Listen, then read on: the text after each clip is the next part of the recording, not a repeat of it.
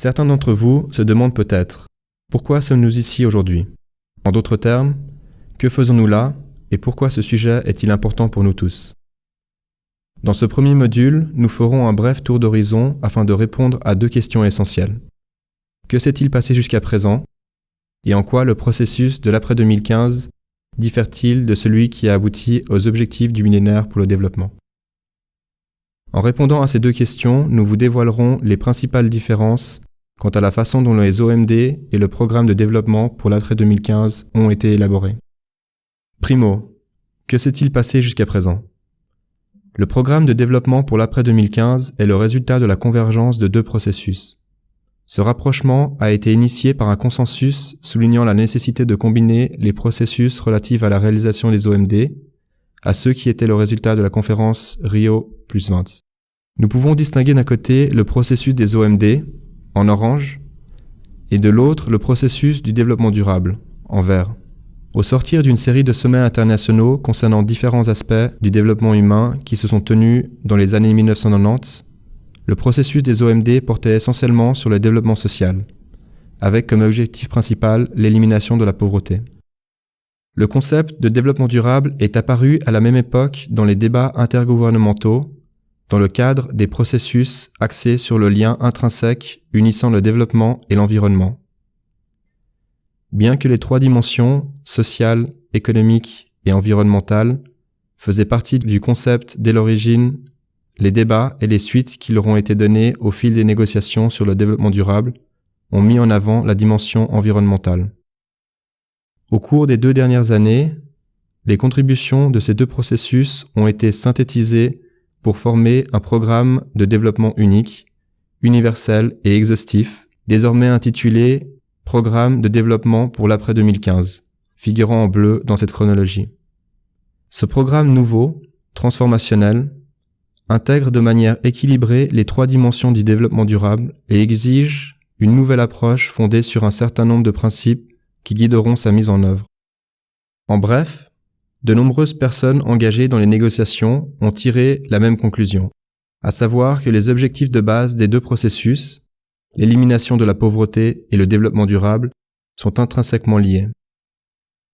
Par conséquent, un ensemble d'objectifs communs et un programme universel devraient être élaborés à l'aide des contributions des deux processus. Nous reviendrons sur ce processus en détail au fur et à mesure que nous nous déplacerons dans la chronologie. Pour nous éclairer avant de commencer, ajoutons un indicateur pour nous figurer où nous en sommes aujourd'hui. Vous remarquerez qu'apparaissent déjà les jalons sur la chronologie. Nous agrandirons chacun d'eux au fur et à mesure. Maintenant, regardons de plus près chacun des deux processus initiaux.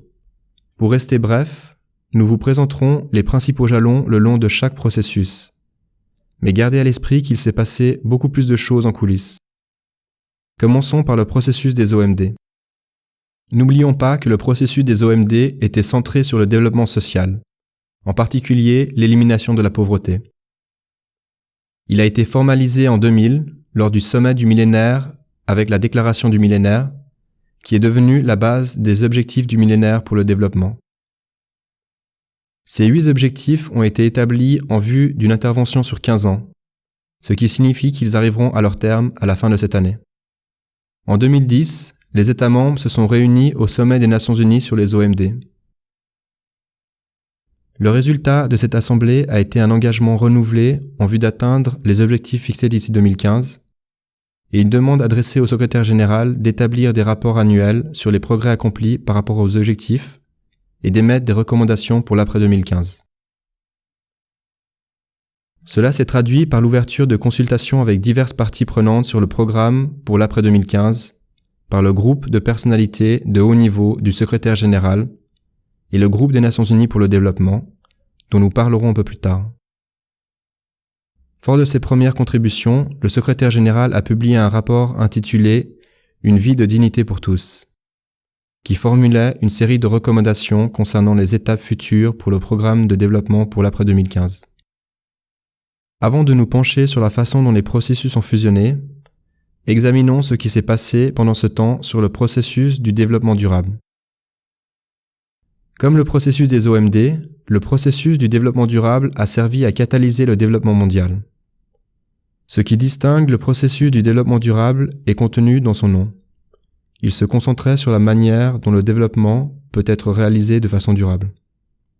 Dans la pratique et en l'absence d'une démarche à l'égard du développement qui soit intégrée, ce partage des responsabilités a conduit à une situation où les négociations dans le cadre du processus du développement durable ont porté davantage sur la dimension environnementale que sur les deux autres. Le sommet de Rio de 1992 est devenu une référence lorsque, pour la première fois, les dirigeants mondiaux se sont engagés à promouvoir le développement durable et ont convenu d'un plan d'action, Agenda 21, et d'un certain nombre de grands principes. Dans le même temps, 3 importantes conventions environnementales ont été ouvertes à signature pour encourager à modifier l'approche traditionnelle du développement. 10 ans plus tard, une grande conférence de suivi s'est tenue à Johannesburg, en Afrique du Sud, communément appelée Rio+10. L'objectif de cette assemblée était d'élaborer un plan de mise en œuvre. Le sommet de Johannesburg a réaffirmé les objectifs sociaux et environnementaux fixés dans les OMD et l'Agenda 21 et a reconnu que la mondialisation a creusé les inégalités. Il a contribué à l'OMD 7, notamment à travers une cible relative à l'assainissement, et a inspiré un certain nombre d'initiatives volontaires. En 2012, les dirigeants mondiaux se sont de nouveau réunis à Rio de Janeiro, au Brésil, pour la conférence Rio+20 et ont adopté un document final intitulé « L'avenir que nous voulons ». L'un des objectifs de la conférence des Nations Unies sur le développement durable, également appelée Rio+20, était de garantir un engagement politique renouvelé en faveur du développement durable, d'évaluer les progrès réalisés et les lacunes subsistant concernant la mise en œuvre des décisions des grands sommets sur le développement durable, et de faire face aux défis nouveaux et émergents. Rio+20 a également abordé la question des 3 principales dimensions du développement durable, les dimensions économiques, environnementales et sociales, à travers ces 2 thèmes primordiaux. Premièrement, une économie verte dans le cadre du développement durable et de l'élimination de la pauvreté. Et deuxièmement, le cadre institutionnel du développement durable. Plusieurs mécanismes ont été créés pour le suivi des décisions prises à Rio+20, notamment le groupe de travail ouvert chargé de la rédaction des objectifs du développement durable, le comité intergouvernemental d'experts sur le financement du développement durable, dont le but est de proposer une stratégie de financement, et le forum politique de haut niveau sur le développement durable pour exercer une action mobilisatrice et examiner l'avancement de la mise en œuvre du développement durable. Maintenant que nous avons vu les principales caractéristiques de ces 2 processus avant qu'ils ne fusionnent, voyons comment ils ont convergé. Rappelons pourquoi les processus ont fusionné. Un consensus établissant que les priorités des 2 processus, élimination de la pauvreté et développement durable, sont intrinsèquement liés et donc qu'un programme de développement unique et universel devrait être créé. Cette approche globale a été débattue et approuvée lors de la manifestation spéciale de l'Assemblée générale en septembre 2013. Lorsque les États membres ont reconnu les liens intrinsèques entre l'élimination de la pauvreté et le développement durable. Bien sûr, le programme représente plus qu'un ensemble d'objectifs. Les principes directeurs, les cibles, les indicateurs, les moyens de mise en œuvre et les mesures suivies et de contrôle sont tout aussi nécessaires. Examinons maintenant les étapes qui ont suivi la convergence de ces 2 processus. Le groupe de travail ouvert a établi la version définitive de sa proposition d'un ensemble de 17 objectifs de développement durable, avec un total de 169 cibles qui y sont associées, en juillet 2014. Le comité d'experts sur le financement a émis un ensemble de recommandations sur le financement du développement durable en août 2014.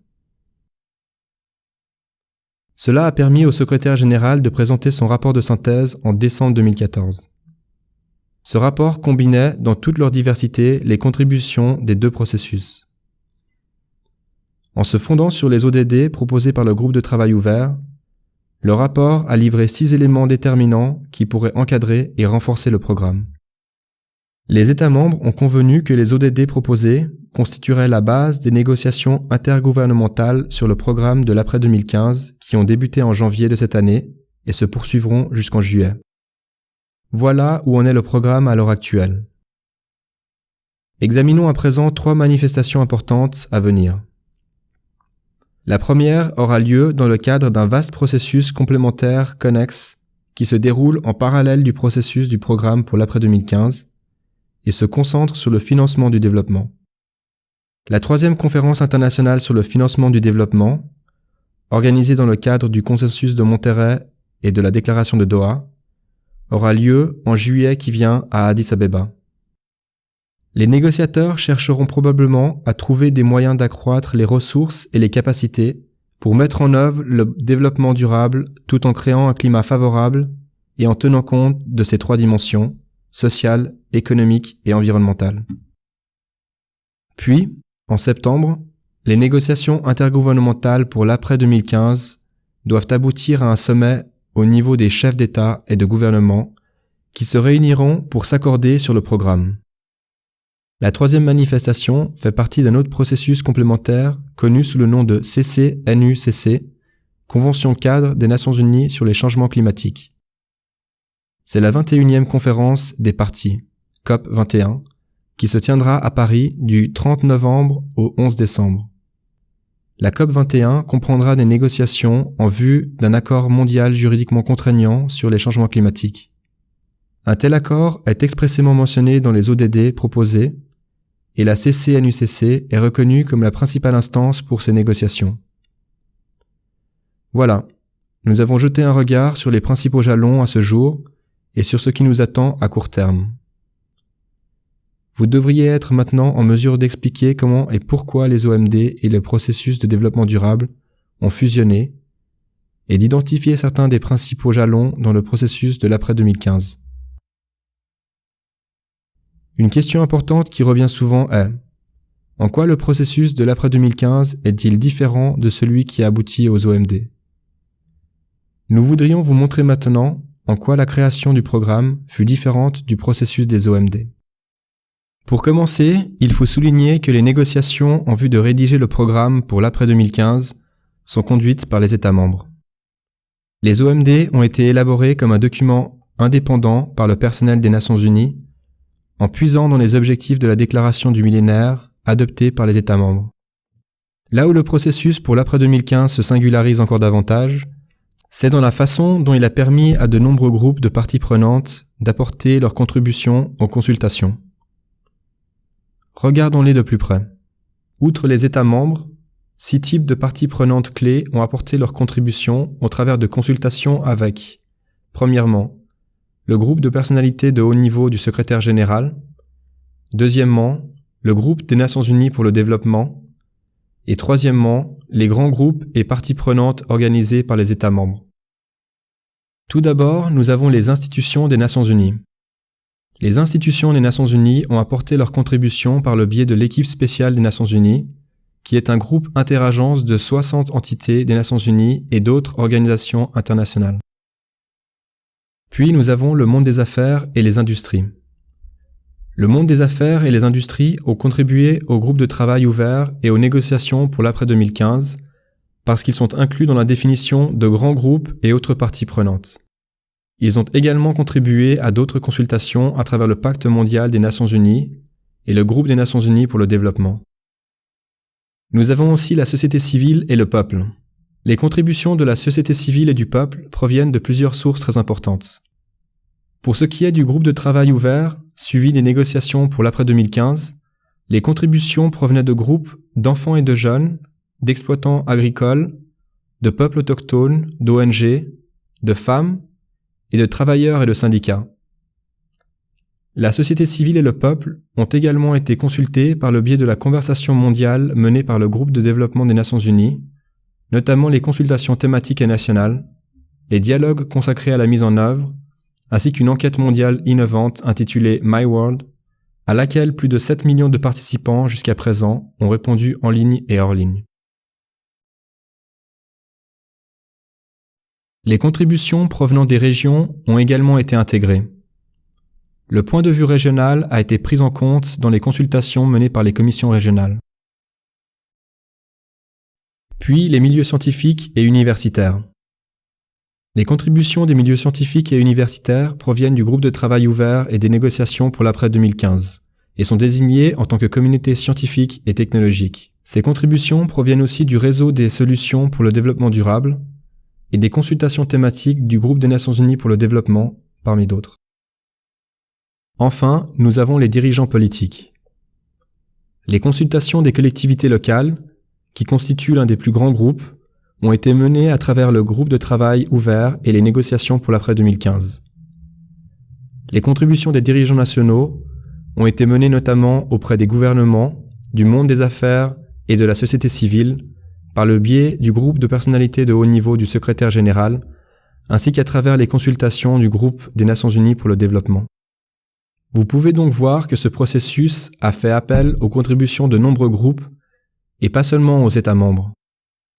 C'est ce processus participatif universel qui a été si chaleureusement salué jusqu'à présent.